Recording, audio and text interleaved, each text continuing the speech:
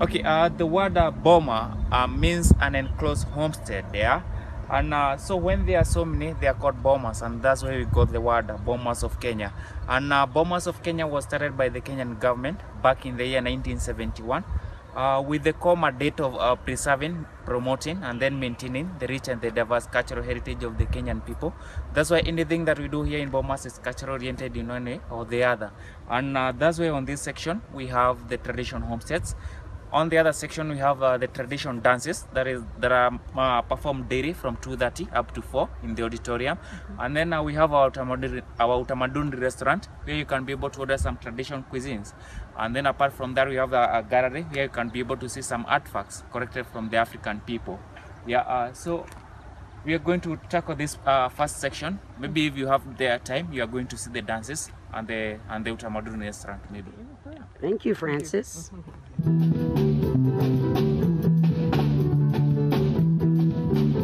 After we had attained our independence back in the year 1963, and soon after we attained our independence, yeah, and even up to date, there are some tribes that are still eating their traditional homesteads, although most of them have been westernized and they are building mansions and apartments for living nowadays. Yeah, so these are Mijikenda people from the coastal region, and first of all, I would like to say that all the African men were polygamous in nature. They were allowed to marry so many wives with no limit of number that one husband could have. Furthermore, having so many wives, you are considered as a wealthy person, and most of the time you are the person to make the decision for your tribe. Now, the first wife always had a bigger heart. You can see the first wife always had a bigger heart. Yeah. She always had a bigger heart as a sign of respect, and also having a privilege of having other things like a store inside your heart. Yeah, we have wife number 2 in between, and then wife number 3 so close to the husband. We have the husband hut at the corner there. So what happened? The wives were the one to visit the husband. That's why we have a husband hut separately. Oh, really? Yeah. Bermuda, you know this is trouble. There would only be one hut, I can tell you that.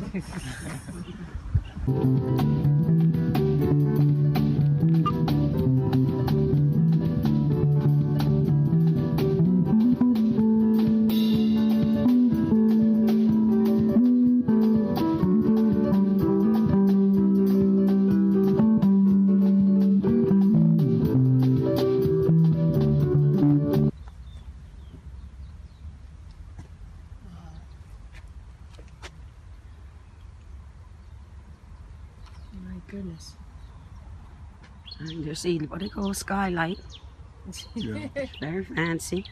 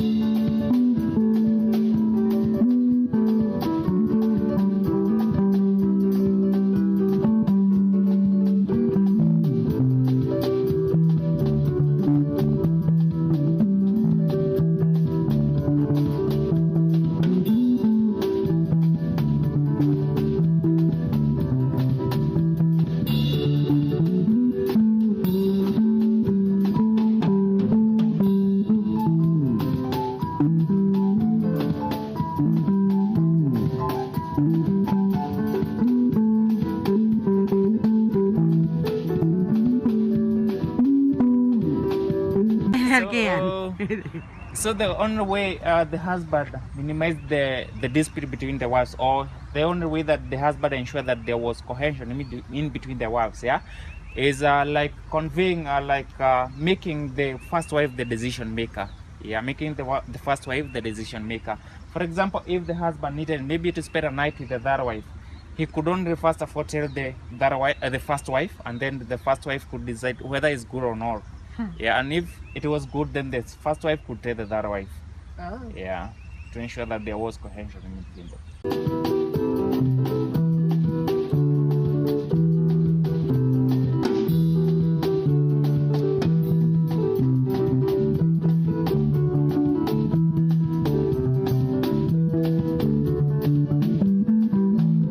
The grandmother's hat, and So the once you reason get why old, you move in with your wife. Maybe with whichever wife is alive. yeah.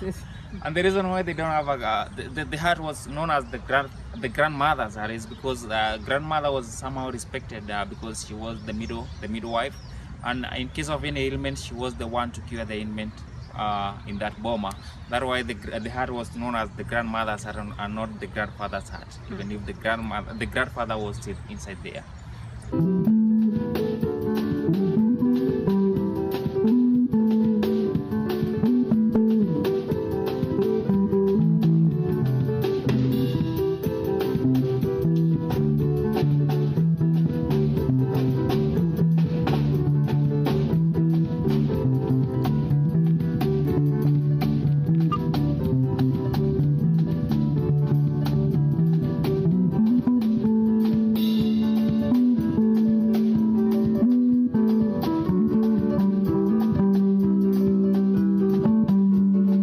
And the Korea people, but the only difference is that the husband was the one to choose who to be the first wife, who to be the second wife, who to be the third wife. So there was some disputes among the wives, and the dispute were always settled at the husband hut. So the husband hut was actually referred to as a courtroom. Yeah, it was like a courtroom for the women. Yeah. Mm. So this tribe operated a little bit differently. Yeah, they operated a little bit different. Yeah. So even more like the wives had equal voice. Yeah, exactly. Yeah. And the husband would make a Yeah, decision. Yeah. Okay, we couldn't be a part of this one. All right.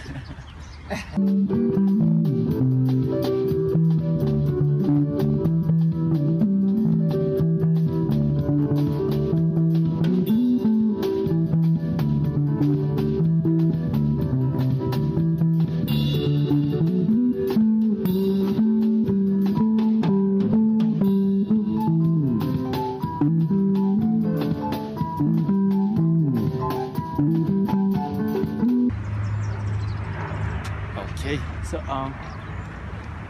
these are Kikuyu Boma.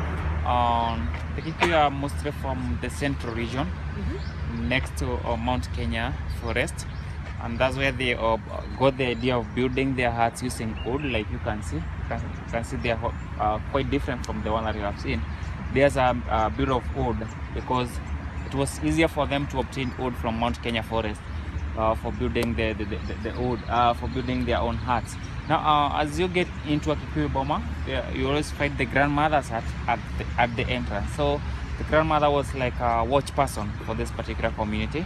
And the reason is very simple, because most of the time the grandmother was awake. So in case of any commotion next to the gate, she could hear it first and then yell for the other members to respond. Now, in between the grandmother's hut and the grandfather and the father's hut, there was a cattle shed at the center, because for them they used to have small heads of cattle, and also they did some farmings. That's why you have the food stores, for storing their harvest from the farms. And opposite the gate, we have the first wife hut. Now, with the first wife hut, you can see a veranda, like a small veranda. So that's where the first wife could sit and then watch who was getting in and all of the compound. And she was the one to decide whether a visitor was welcome in this particular Boma or not. Yeah, if you are not afraid of the first wife, you are not welcomed in this Boma. Yeah, and for the Kikuyu people, the first wife was always the decision maker for this particular people. And maybe another thing for them, they used to circumcise both boys and girls at the age of 14 years. But once the girls were circumcised, they were still retained by in their mother's hut, whereas the boys were kicked out to have their own hut behind the first wife hut. You can see the boys' hut at the back, behind the first wife hut. Now, because it was a taboo for man, for the husband to visit the wives, because the wives could stay with the girls, so it was a taboo for the husband to visit them. Now, what happened?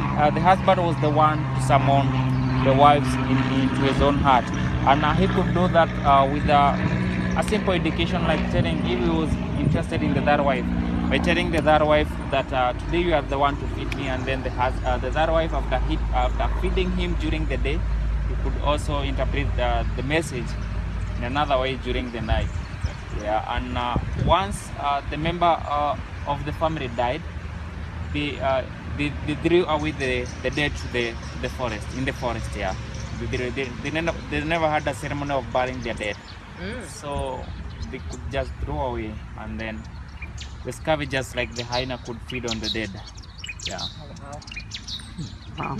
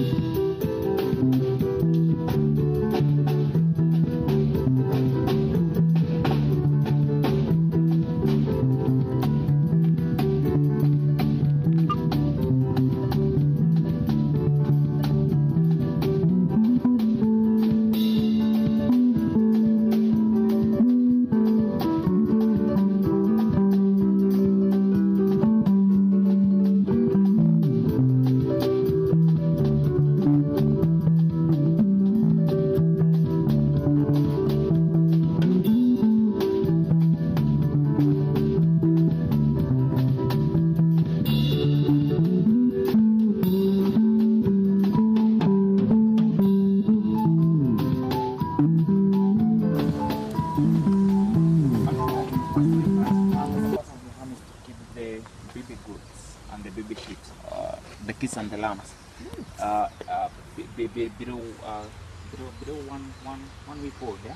And then they are kept there, and then the place is locked for them to have the warmth overnight. So they were put there overnight for them to have the warmth.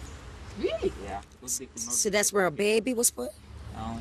the baby goats. Baby goats, Yeah. keep them warm. Yeah. To keep them warm. That's deep. Wow. Really? Yeah.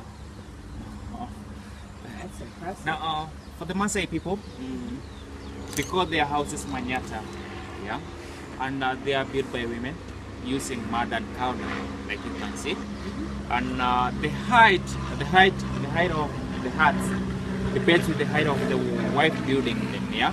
So if the wife number one was taller than wife number two, then the hut for the wife number one was a little bit taller than the wife for number two, yeah. So the height really depends with the height of the wife building them. And for them, they don't have doors. Yeah, they don't have doors, just an opening, or they don't have covers to close this opening. Yeah. So if the wife must sleep inside, she must sleep when the door is open, because they believe, for the Maasai people, they believe once you have a cover closed in that entrance, you are considered a coward and you are chased away from the community. Wow. Yeah. For them, they don't tolerate cowards. They are very fierce people. Yeah. And if you walk around this Boma, you won't find the boys' hut, but they had the boys.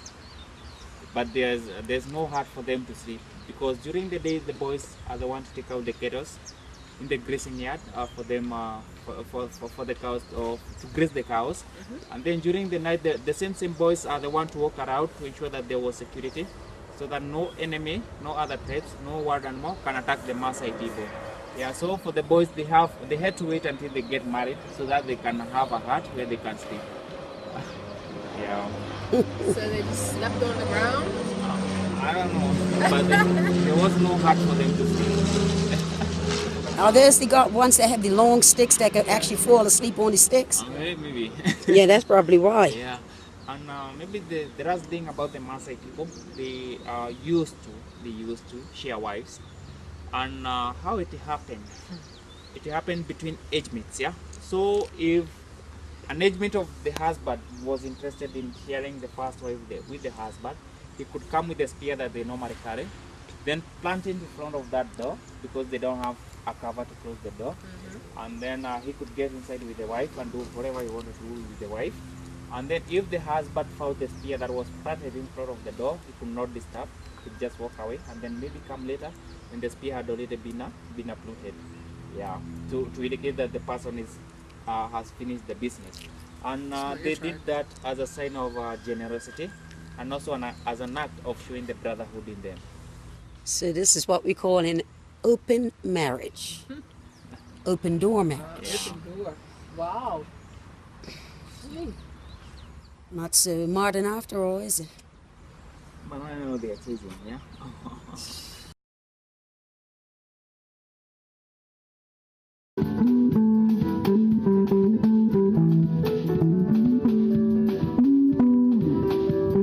I'll be the first one. Always the first one. Yeah. Then would the roof be my height? Yeah, the Yeah, roof would be really? your height, yeah. Wow. So I didn't build this one. Yours could be a little bit taller. Yeah. Wow. My goodness.